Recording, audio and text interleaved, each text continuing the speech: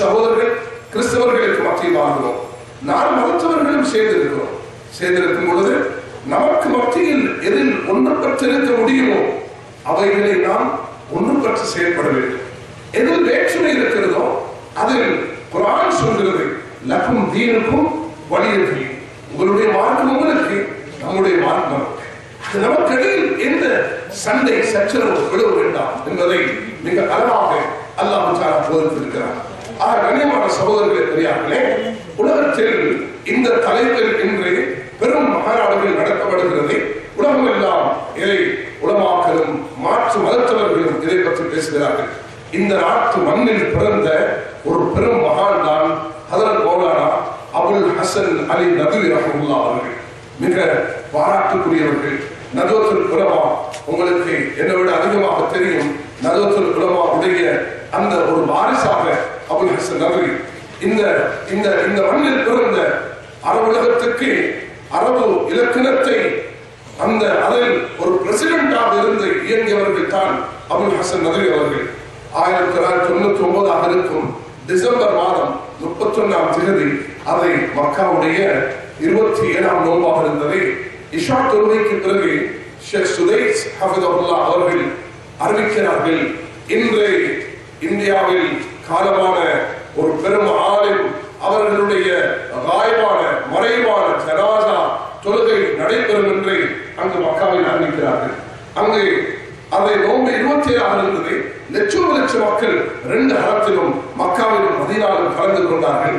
அபுல் ஹசன் நதுவி ரஹ்மத்துல்லாஹ் அவர்கள் உடைய அந்த ஜனாஸாவை அங்கு மக்கா மதீனாவுடைய லட்சம் மக்கள் நோன்பு 27 தொழுதார்கள்.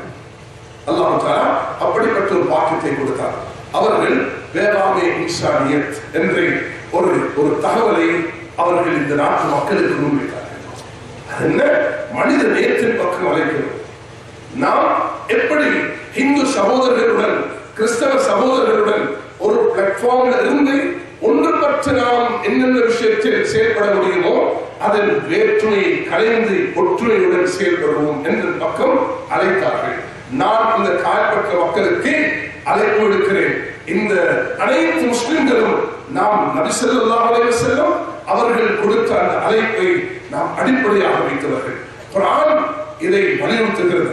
அல்லாஹ் தஆலா இந்த அடிப்படையை நமக்கு ஒதுக்கினார். அல்லாஹ் தஆலா நமக்கு தந்த இந்த மாபெரும் செல்வம் குர்ஆன். இந்த குர்ஆன் நமக்கு இந்த அடிப்படையை முன்வைக்கிறது. ஆக ரசூல் ஸல்லல்லாஹு அலைஹி வஸல்லம் அவர்கள் செயல் ரீதியாக இதை செய்து காண்பித்தார்கள்.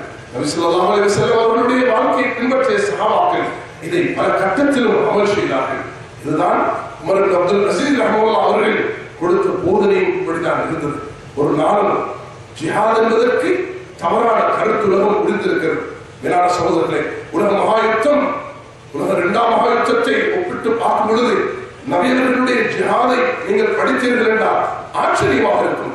எத்தனை கோடி மக்கள் 2ஆம் மகா யுத்தத்தில் அழிக்கப்பட்டார்கள். ஆனால் ரசூல் ஸல்லல்லாஹு அலைஹி வஸல்லம் அவருடைய யுத்தத்தில் பகைவனுடைய தாக்குதல் நடக்கும் பொழுது கூட யாரும் வீணாக ஒரு உயிருக்கு ஆபத்து விளைவித்திருந்தால் அவருடன் நபியவர்கள் நடந்து கொண்ட விதம் மிக கடினமானது. சஹீஹ் முஸ்லிமுடைய கிரந்தத்தில் பதிவாக இருக்கக்கூடிய உஸாமா ரலியல்லாஹு அவர்களுடைய சம்பவம். உஸாமா ரலியல்லாஹு அவர்களுக்கு எதிரி தாக்க வருகிறது. உஸாமா ரலியல்லாஹு அவர்களுடன் இன்னொரு சஹாபி அன்சாரி அவர்களும் சேர்ந்து போகிறார்கள். முன்னால் எதிரி வருகிறார். வாளை உயர்த்தும் பொழுது அந்த எதிரி கலிமா சொல்கிறார். கலிமாவை சொன்னவுடன் அந்த அன்சாரி சஹாபி அவர்கள் நகர்ந்து சென்று விட்டார்கள். உஸாமா அவர்கள் பார்த்தார்கள், இவன் தப்பிப்பதற்காக கலிமா சொல்கிறான் என்ற ஒரே எண்ணத்தில் அவரை வெற்றிவிட்டார்கள். வெற்றினவுடன் உஸாமா அவர்களுக்கு மனம் தாங்கவில்லை. நேரே நபியவர்களிடத்தில் சென்று, யார் சொல்லலாம், நான் இப்படி ஒருவரை கொண்டு விட்டேன். ரசூல் ஸல்லல்லாஹு அலைஹி வஸல்லம் வரவேற்கவில்லை, வாழ்த்தவில்லை, அவர்களுக்கு நல்ல ஆசை செய்தி சொல்லவில்லை. ஆத்திரம் அடைந்தார், கை செய்தப்பட்டார், கவலைப்பட்டார், மிகவும் கோபப்பட்டார்கள். உஸாமா அவருடைய உள்ளத்தை பிறந்து பார்த்தாயா, அல்லாஹ்வுக்கு நீ என்ன பதில் சொல்ல போகிறாய் என்று கேட்டார்.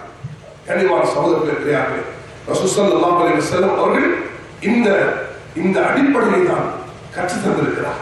அதனால் நாம் யுத்தம் செய்வது என்பது மனித நேயத்தை அழிப்பதற்கல்ல, மனிதர்களுக்கு அல்லாஹ்வுடைய கட்டளை முன்வைப்பதற்காக, அல்லாஹ்வுடைய தீனை போதிப்பதற்காக, அழகான வார்த்தைகளை பரிமாறிக்கொள்வதற்காக தான் இந்த வார்த்தை தவறாக புரியப்பட்டிருக்கிறது. மேலான கனிவான சகோதரர்களே, பெரியார்களே, இஸ்லாமிய முஸ்லிம்களாகிய நாம் இந்த நாட்டில் ஐக்கியத்துடன் ஒற்றுமையுடன் மாற்று மதத்தவர்களுக்கு என்னென்ன விடயத்தில் நாம் இரக்கம் உள்ளவர்களா, கருணை உள்ளவர்களா, அன்புள்ளவர்களா இருக்க முடியுமோ, எங்களுடைய நல்லவர்கள் என்ன போதித்தார்கள்? விபச்சாரியாக இருந்த ஒரு பெண்மணி தண்ணீரை கொடுத்தார். யாருக்கு? நாய்க்கு தண்ணீர் கொடுத்த விபச்சாரிக்கு சொர்க்கம் கிடைக்கிறது. இதே நம்முடைய தீன் நமக்கு கற்றுத்தரும் அடிப்படையாக இருக்கிறது. அல்லாஹ் நாளை கியாமத் நாளையில் உன்னுடைய பக்கத்து வீட்டால் சுயநமாக இருந்தார். அல்லாஹ் என்ன சொல்ல போகிறார்? என்னை நீ சேமம் விசாரிக்கவில்லை, நான் பசித்திருந்தேன் உணவு தரவில்லை, தாழ்த்திருந்தேன் தண்ணீர் புகற்றவில்லை என்று அல்லாஹ் தஆலா கேட்கும் பொழுது அடியான் சொல்லுவான், யா அல்லாஹ், எப்படி அல்லாஹ் நான் உனக்கு தாய்க்கு தண்ணீர் தருவது? எப்படி உன்னை சேவை விசாரிப்பது? உன் பக்கத்து வீட்டில் உள்ளவன் கஷ்டத்தில் இருக்கும் பொழுது, தாகத்தில் இருக்கும் பொழுது, வசத்தில் இருக்கும் பொழுது, நோயில் இருக்கும் பொழுது நீ இதை செய்திருந்தால் அல்லாஹ்வுடைய அருளை பெற்றிருப்பார். அந்த பக்கத்து வீட்டில் உள்ளவர் முஸ்லிமாக இருக்க வேண்டும் என்று சொல்லவில்லை. பக்கத்து வீட்டில் யாராக இருக்கிறார்? காயல் பட்டணத்தில் இருப்பதனால் முஸ்லிம்கள் செறிந்து வாழ்கிறோம். அடுத்த ஊர்களுக்கு போகும் பொழுது, தமிழ்நாட்டை விரிவாக பார்க்கும் பொழுது பல முஸ்லிம் அல்லாத சகோதரர்களுடன் சேர்ந்து வாழ்கிறோம். இந்த செய்தி நான் இது இங்கு மாத்திரம் சொல்லும் செய்தி அல்ல, இது உலக நாட்டுக்கு செல்லும் செய்தி. இது உலக தமிழ் பேசும் மக்கள் எங்கெல்லாம் உலகத்தில் வாழ்கிறார்களோ, அது லண்டனில் இருக்கலாம், பிரான்சில் இருக்கலாம், ஹாலண்டில் இருக்கலாம், பெல்ஜியத்தில் இருக்கலாம், பீஜியாவில் இருக்கலாம், அவர்கள் மலேசியாவில் இருக்கலாம், சிங்கப்பூரில் இருக்கலாம், அவர்கள் உலகத்தில் எங்கு வாழ்ந்தார்கள். சவுத் ஆப்பிரிக்காவிலும் தமிழ் பேசக்கூடியவர்கள் இருக்கிறார்கள், அவர்களுக்கும் இது செய்தியாக. சிறுபான்மை வாழக்கூடிய அமெரிக்காவில் தமிழ் பேசக்கூடிய மக்களுக்கும் இது ஒரு தூதாக இருக்கும். மேலான சகோதரர்களே, இது காயப்பட்டணத்துக்கு மாத்திரம் உள்ள தகவல் அல்ல. இஸ்லாம் என்பதை அது உலகத்துக்குள்ளது. அது குறிப்பாக உலகத்தில் வாழக்கூடிய 150 கோடி முஸ்லிம்களுக்கு உள்ள ஒரு தூதாக இருக்கிறது. அதை 600 கோடி மக்களுக்கு உள்ள ஒரு தூதாக இருக்கிறது. நாம் எப்படி உலகத்தில் வேற்றுமையில் ஒற்றுமை காண முடியும் என்று முதலாவதை மாற்று மதத்தவர்களுடன் எப்படி நாம் வேற்றுமையில் ஒற்றுமை காண முடியும்? அடிப்படையாக இந்த விடயத்தை நாம் புரிந்ததற்கு பிறகு மேலான சகோதரர்களே, நாம் நமக்கு மத்தியில் இந்த அளவுக்கு நமக்கு விசாலம் அல்லாஹ் உள்ளத்தை தந்திருக்கிறார். அல்லாஹ் சகிக்கக்கூடிய அல்லாஹ்வுடைய அஸ்மாவுல் ஹுஸ்னாவை நாம் ஓதும் பொழுதே அஸ்ஸபூர், அல்லாஹ் பொறுமையாளர், அவன் ரஹ்மான், அவன் நாஸ்திகளுக்கு உதவி செய்யக்கூடியவன் தான் ரஹ்மான் என்ற இந்த கருத்தில் உள்ளடக்கம். ரஹ்மான் என்று சொல்லும் பொழுதே அல்லாஹ்வை நிராகரிக்கக்கூடியவனுக்கும் அல்லாஹ் சொல்கிறான், அவனுக்கும் நான் அவருடைய முகடை அவருடைய தங்கத்தால் அமைத்து கொடுப்பேன் என்று குர்ஆன் சூரத்து ஸுஹ்ர் சொல்கிறது. மேலான சகோதரர்களே, அல்லாஹ் நாஸ்திகர்கள் மீதும் இரக்கம் உள்ளவனாக இருக்கிறான். அந்த ரஹ்மானுடைய தீனை ஹஜ்ரத் முஹம்மது ஸல்லல்லாஹு அலைஹி வஸல்லம் முன்வைத்த முறை அதை உலகத்தை கவர்ந்தது.